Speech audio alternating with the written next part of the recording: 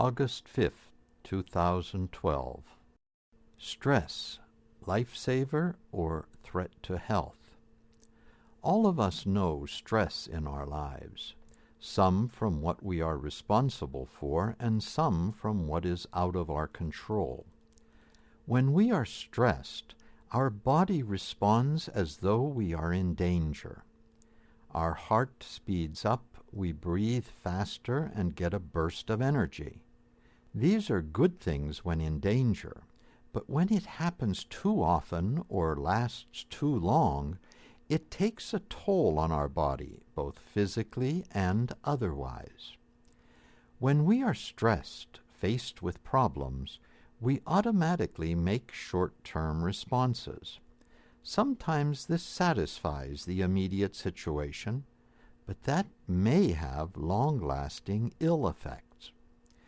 As explained by the American Institute of Stress, the archaic fight or flight responses, as to a saber-toothed tiger, are now not only not useful, but potentially damaging and deadly. Once a lifesaver, stress has now become the threat itself. Stress can keep us awake at night and make us feel irritable, moody, tense, and edgy. It can cause high blood pressure and digestive problems, and is linked to health conditions such as depression, heart disease, and asthma. As true as this is of us individually, it is also true of our parishes and other institutions.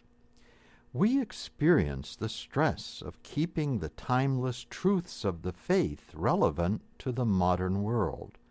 We know the stress of responding to a society increasingly antagonistic to the Christian message. We seek ways to adapt to the economic downturn.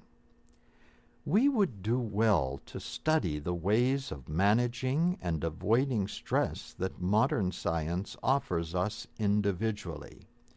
We are told to find out what is causing the stress, look for ways to reduce the stress, learn healthy ways to relieve stress or reduce its harmful effects.